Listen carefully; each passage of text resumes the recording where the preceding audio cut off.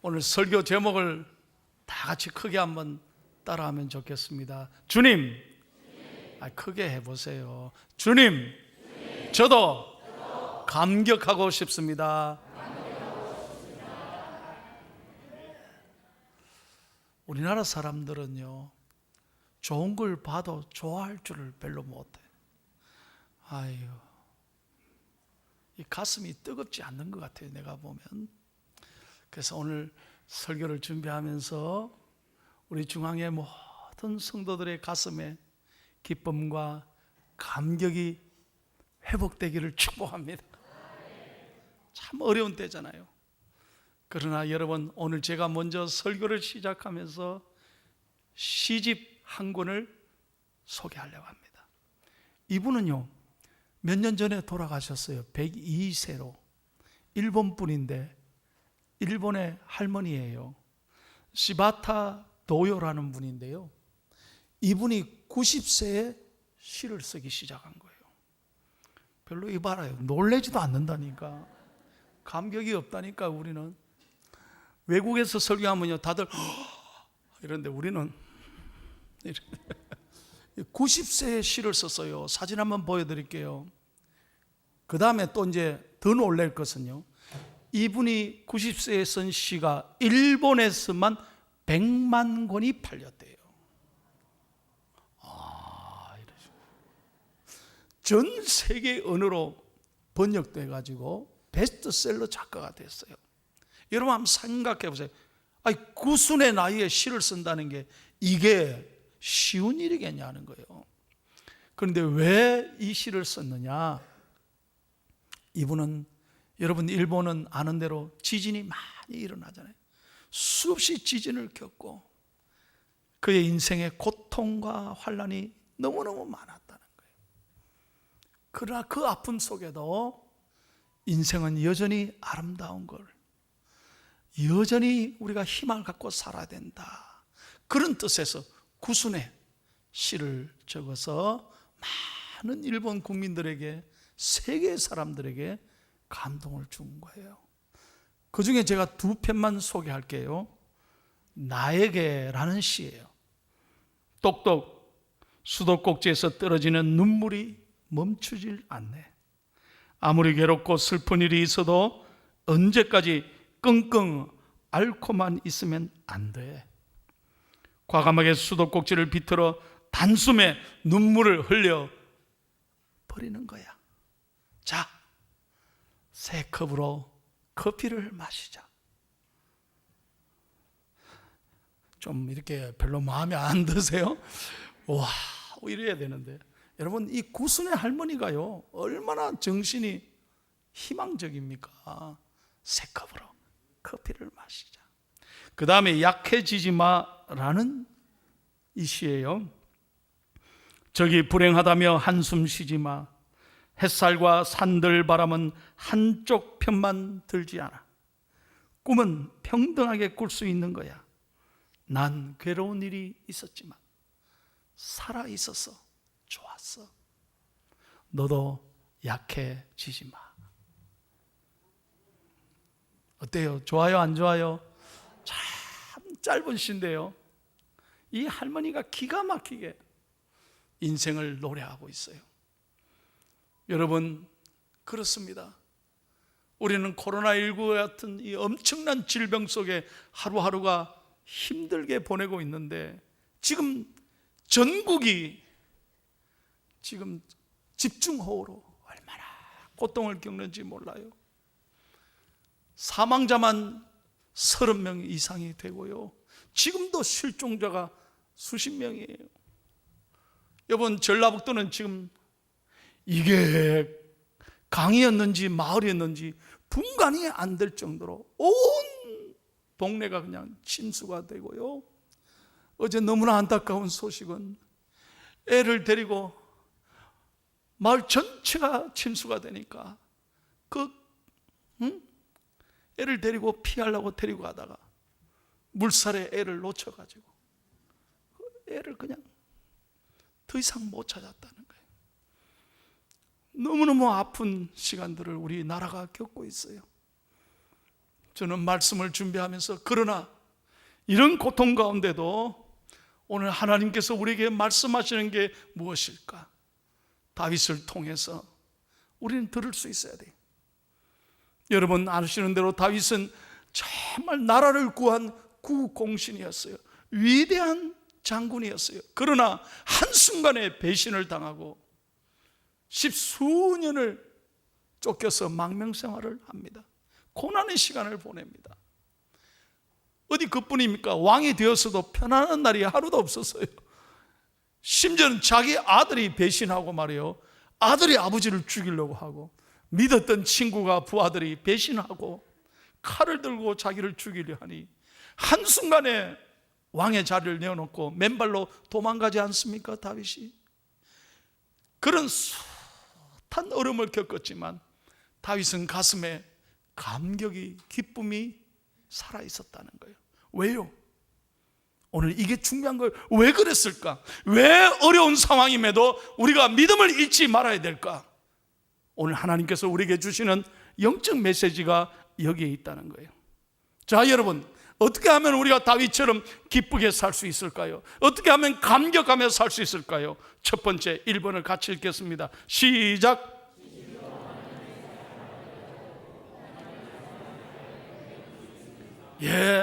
우리가 가슴에 어떤 어려움이 있더라도 하나님의 사랑을 가슴에 새기며 이 사랑을 기억하고 살아야 된다는 거예요. 여러분 1절 말씀을 다 같이 읽습니다. 시작. 여호와 우리 주여, 주의 이름이 온 땅에 어찌 그리 아름다운지요, 주의 영광이 하늘을 덮었나이다. 다윗은 그냥 바라보지 않았어요. 어떤 어려운 상황에도 가슴에 하나님의 사랑이 불꽃이 피어있기 때문에 이 사랑가들에게 하나님의 영광을 노래하고 하나님을 믿음으로 바라보며 찬양하고 감사했다는 거예요. 그렇습니다. 여러분, 가슴에 하나님의 사랑이 살아있는 사람은 절대로 원망하지 않습니다. 낙심하지 않습니다. 시험 들지 않습니다. 어떤 경우에도 기뻐하고 찬양하고 감사하는 거예요. 미국이 대공황이 일어났을 때, 역사적인 미국이 완전히 경제가 바닥쳤을 때 한 청년이 사업이 쫄딱 망했어요. 완전 망했어요. 그래서 자기의 투자한 모든 사람들의 돈을 다 날라버린 거예요. 부도가 났어요. 파산당했어요. 그래서 더 이상 견딜 수 없어서 자살해야 되겠다. 나는 더 이상 살아갈 수 없어. 그래서 호텔에 가서 약을 먹고 자살하려는데 다 그 밤에 목숨을 끊으려고 하는 그 순간에 이 어머니는 교회 다니는 어머니고 기도의 사람인데 어릴 때부터 이 아들을 붙잡고 기도했던 소리가 귀에 생생하게 들리는 거예요. 이게 하나님의 은혜죠. 뭐라고 얘기했느냐? 아들아, 너는 어떤 경우에도 하나님이 너를 잊지 아니하시고 너를 사랑한다는 걸 절대로 너는 잊으면 안 돼. 사람은 버릴지라도 하나님은 너를 버리지 아니하시는 거야. 어릴 때부터 들려주던 그 기도 소리, 그 말씀이 귀에 딱 자살하려고 하는 순간에 귀에 생생하게 들리는 거예요. 아마 어머니가 얼마나 이 아들을 위해 기도했는지 하나님이 결정적인 순간에 이 아들을 건져주신 거예요. 그래서 자살하려다가 약을 버리고 그 호텔에서 무릎 꿇고 기도하기 시작합니다. 눈물로 회개합니다. 그때 하나님이 평안함을 주셨대요. 그리고 일어나서 집에 돌아와서 투자자들을 다 불러 모으는 거예요. 그리고 눈물로 용서를 구합니다. 여러분, 죄송합니다. 제가 잘할 보려고 했지만 여러분의 귀한 돈을 제가 잃어버렸습니다.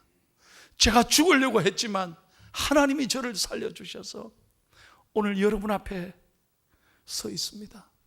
제가 다시 한번 해보겠습니다. 하나님이 저를 붙잡고 계시니 제가 용기를 갖고 해보겠습니다. 반드시 여러분의 돈은 갚아드리고 이자까지 제가 돌려드리겠습니다. 그러니까 투자자들이 감동을 받고요, 돈 빌려달라는 말도 안 했는데 투자자들이 이 사람의 말에 감동을 받고, 그래, 잘해볼 거야, 한번 해보겠습니다, 하나님이 저와 함께 하십니다. 그러니까 그럼 좋다, 우리가 다시 한 번 속았는데 뭐 두 번 못 속겠나, 이러고 도와줬더라는 거예요. 그래서 투자자들의 돈으로 시작한 게 뭐냐? 사진을 봐요. 이 호텔이 생긴 거예요. 여러분 알고나 좀 호텔에 가세요. 바로 이 사람이 콘래드 힐튼이에요. 여러분 우리나라에도 힐튼 호텔이 있고 전 세계 가면 세계적인 호텔이 힐튼이에요. 콘래드 힐튼 얘기를 하는 거예요. 다 망하고 자살 직전이었지만 하나님이 이 아들을 살려주시고 하나님의 사랑으로 회복시켜 주셔서 이 아들은 장차 세계 최고의 호텔 창업주가 됐단 말이에요. 그래서 그 이름을 따서 힐튼 호텔이 지금도 있는 거예요. 할렐루야. 여러분 그렇습니다. 우리 중앙의 모든 성도 여러분, 여러분의 가슴에 하나님의 사랑이 회복되기를 축복합니다. 그러면 어떤 경우에도 우리 낙심하지 않습니다. 약해지지 않는다는 거예요.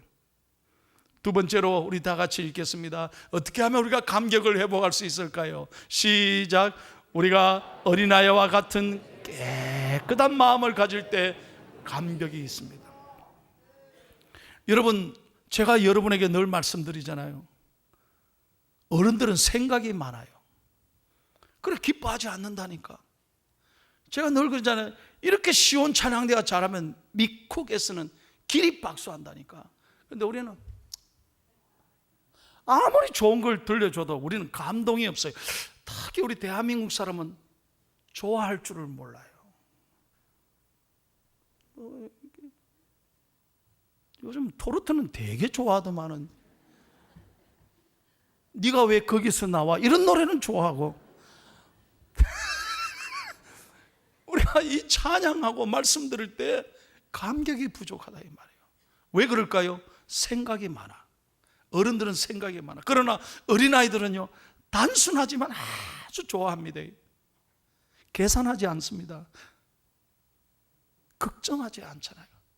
그래서 하나님도 너희가 어린아이와 같지 아니하면 결탄코 천국에 들어갈 수 없다고 했어요. 오늘 성경 말씀 2절을 다 같이 읽겠습니다. 시작. 주의 대적으로 말미암아 어린아이들과 젖먹이들의 입으로 권능을 세우시니 이는 원수들과 보복자들을 잠잠하게 하려 하심이니이다. 아멘. 여러분 보십시오. 하나님은 지 잘난 척하고요 똑똑한 거 자랑하고 교만한 사람을 절대로 쓰지 않습니다. 어린아이같이 나는 부족합니다, 나는 잘 몰라요, 그런 연약한 사람을 하나님은 쓰시고 위대하게 하나님은 영광 받으시는 거예요. 사랑하는 중앙의 성도 여러분, 어린아이같이 우리의 신앙이 깨끗하기를 축복합니다. 좀 단순해야 돼요. 순수해야 된다니까. 얼마 전에요 우리 박민경 목사님이 수요일날 설교했는데 깜짝 놀랐어요. 내가 이 얘기를 몰랐어요. 그래서 큰 은혜 받고 제가 집에 와서 검색을 해봤다니까. 무슨 얘기냐? 한번 그림을 봐요. 미국에 최근에 큰 감동을 준 사건이 하나 있어요. 와이오밍 주에 이 남매인데요, 요 오빠가 6살이고 동생이 3살이에요. 요 오빠 이름이 브리즈 워커라는 친구인데 이 남매가 길을 가다가 사나운 개가 나타나가지고 세상에 자기 동생을, 여동생을, 이쁜 여동생을 막 달려드니까 뭐가 있어요? 어린애가 6살짜리 무슨 힘이 있어요? 그러니까 이 개 앞에 자기가 딱 막아선 거예요. 죽으면 죽으리라 막아서가 얼굴 안 봐요. 어떻게 됐나? 무려 90방울을 꿰맸다.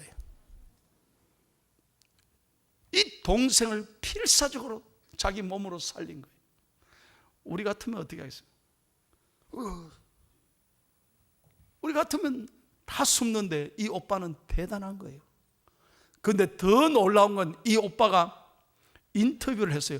어떻게 해서 네가 그렇게 6살짜리가 용기가 있었나? 그러니까 하는 말이, 만약 둘 중에 죽는 사람이 있다면 그건 나여야 합니다.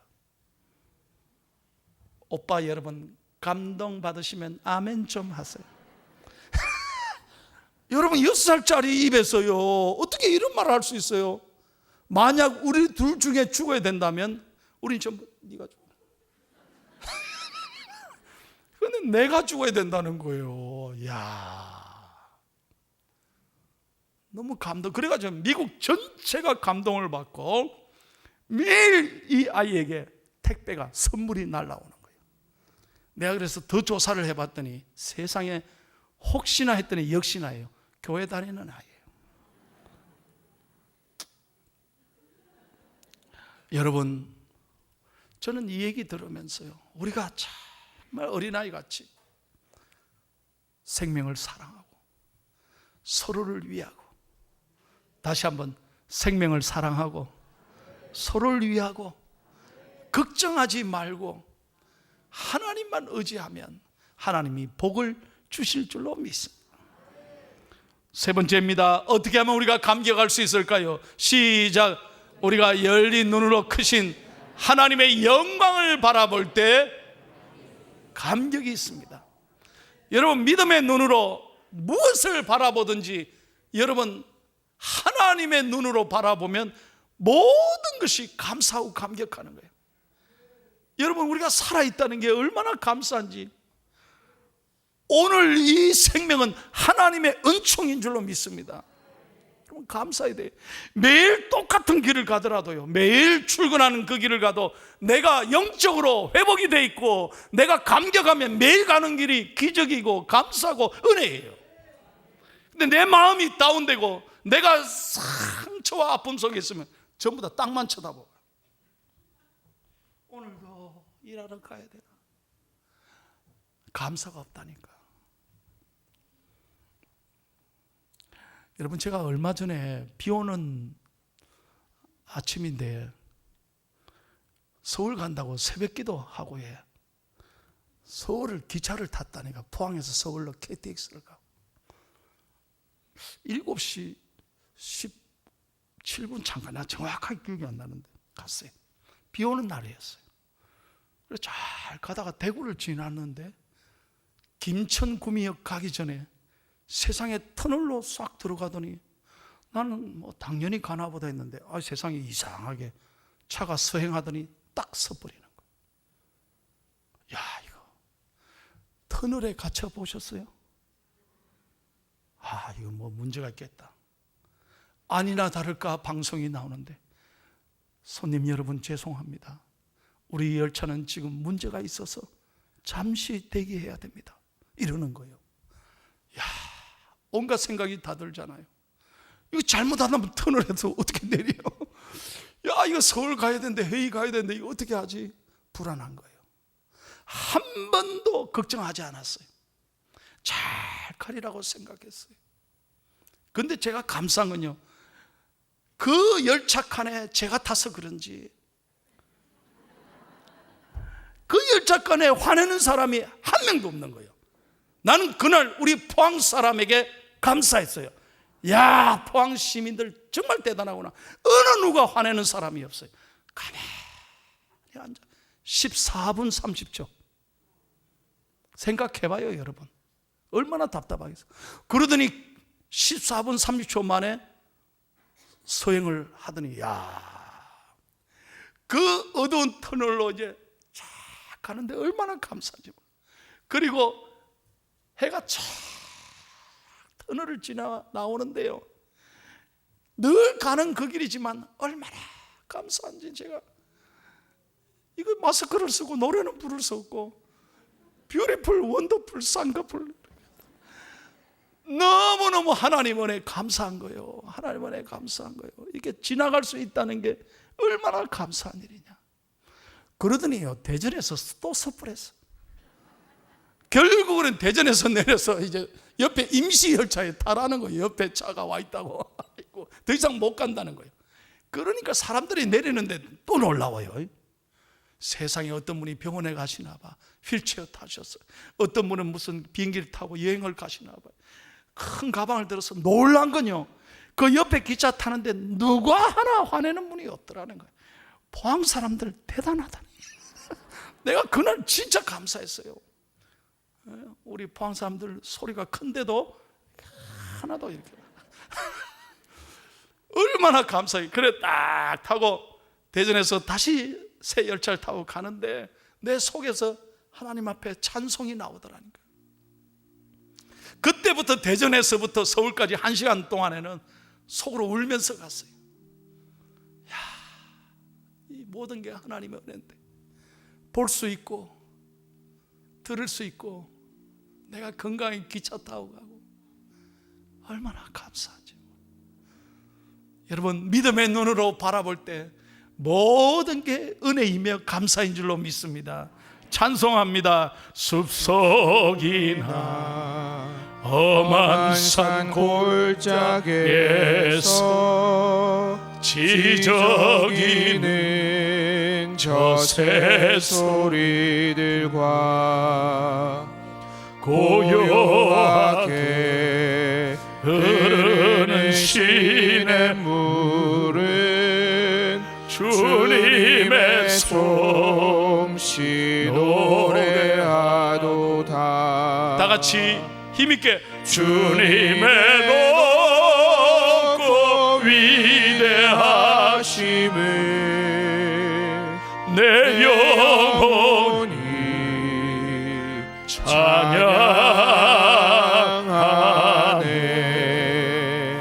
주님의 높고 위대하심을 내 영혼이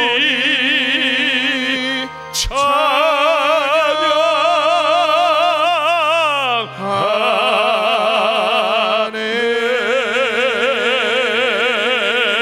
할렐루야.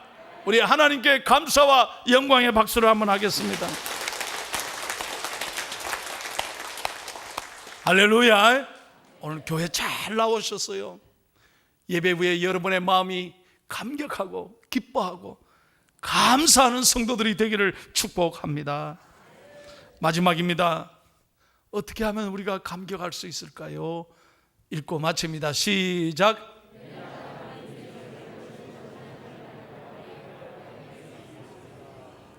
예, 우리는 연약합니다. 우리는 힘이 없습니다. 우리는 실수합니다. 그러나 하나님은 우리를 여전히 돌아보시고 우리를 늘 살펴주시고 권고한다는 말은 우리를 책임지신다는 거예요. 여러분, 사람은 우리를 무시하고요, 조금만 잘못돼도 세상은 온갖 댓글을 다 달랐어요. 그래서 상처받는 사람이 얼마나 많습니까? 사람은 있을 때는, 내가 잘 나갈 때는 제가 늘 말씀드리잖아요. 우리가 잘 나갈 때는 다 내 옆에 있지만 내가 한번 힘들어 보세요, 잃어 보세요, 다 떠나가고, 언제 그랬냐고 나를 미워하고요, 잘해줬던 사람이 있는데 그렇게 한순간에 돌아서고요. 교회도 마찬가지예요. 은혜 받았다고 하는 사람 잘 보세요. 한순간에 그때뿐이야. 돌아서서 또 하나님 마음 아프게 하는 사람이 얼마나 많아요. 우린 그렇게 살면 안 돼요. 여러분, 한평생, 오늘 다윗은 나를 여전히 돌아보시고 살피시는 그 하나님을 바라볼 때 우리의 상처가 치유되고, 다시 한번 우리의 상처가 치유되고 우리의 아픔이 반드시 회복될 줄로 믿습니다. 여러분, 혹시 이 목사님을 아시나요? 제가 미국에 있을 때 이 목사님을 참 존경해서 전교인 수련회 강사로 제가 모셨어요. 그래서 온 교인들이 2박 3일간 우리가 함께 잠을 자고 밥을 먹으면서 이분을 모시고 집회했는데 온 교인들이 통곡하고 울었어요. 이분의 설교와 강의와 간증을 들으면서요. 이분이 정태기 목사님이십니다. 이분의 간증 가운데 제가 잊을 수 없는 글을 하나 얘기하고 마치겠습니다. 이분은 아버지의 사랑을 받지를 못했대. 한 번도 아버지의 사랑이 무엇인지를 모른다. 왜? 어릴 때 아버지가 엄마와 자기를 버리고 도망가 버려요. 그러니까 평생 자라면서 아버지에 대한 분노와 상처가 가슴에 있는 거예요. 이분이 어머니와 함께 교회를 나왔는데 어릴 때 제일 부러운 게 아버지와 함께 교회 나오는 친구들이 제일 부러웠대. 아버지 손잡고. 자기는 아버지가 자기를 버렸으니까. 교회에 오면 늘 그게 부러웠어요. 그러던 아들이 목사가 된 거예요. 아버지 말만 나오면 자기는 그냥 고개를 숙였는데 35살에 미국의 켄터키에 유학을 하러 왔어요. 그 켄터키 영성 수련원에 5달 동안 잠을 자고 밥을 먹고 기도하면서 은혜를 받았는데 하나님이 하루는 기도하는데 하나님이 자기를 만지시더래요. 기도하는 중에 한없이 하나님의 은혜를 주시더래요. 그러면서 하나님이 얘야 네 아버지를 용서해라. 너는 네 아버지를 용서해야 돼. 내가 너를 용서한 것처럼 너 아버지 용서해야 돼. 용서해야 돼. 그렇게 말씀하더래요. 평생 아버지 얘기만 하면 분노하던 이 정택이 목사님이 그날 하나님 앞에 무릎 꿇고 내 힘으로 용서할 수 없었지만 아버지의 사랑으로 하나님의 사랑으로 자기 아버지를 용서한 거예요. 밤새도록 팡팡 울면서 아버지를 처음으로 용서했대요.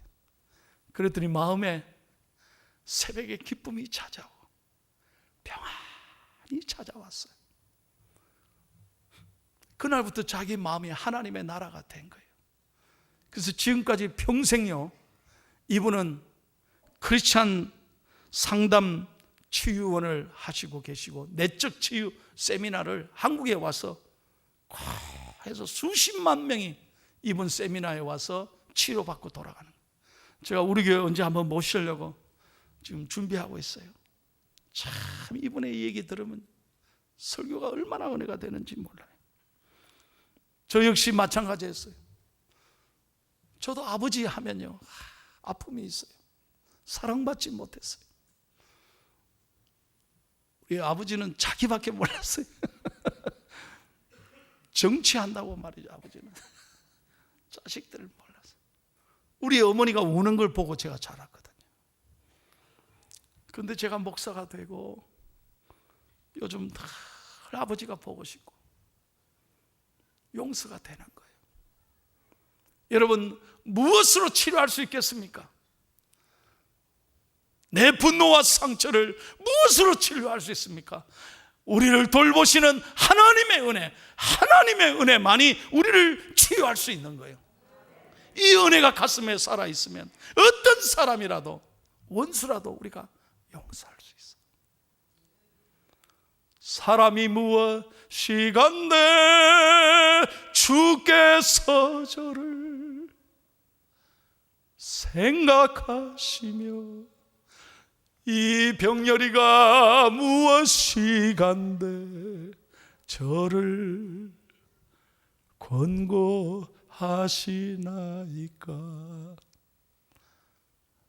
그렇습니다. 하나님은 여러분을 생각하시고 오늘도 여러분을 권고하시고 살피시고 돌보시고 우리를 이끌어 가시는 거예요. 이 사랑으로 여러분 회복되어야 용서할 수 있어요. 짧은 인생이에요. 여러분의 마음이, 저는 설교를 준비하면서 우리 중앙의 성도들의 마음이 천국이 되기를 축복합니다.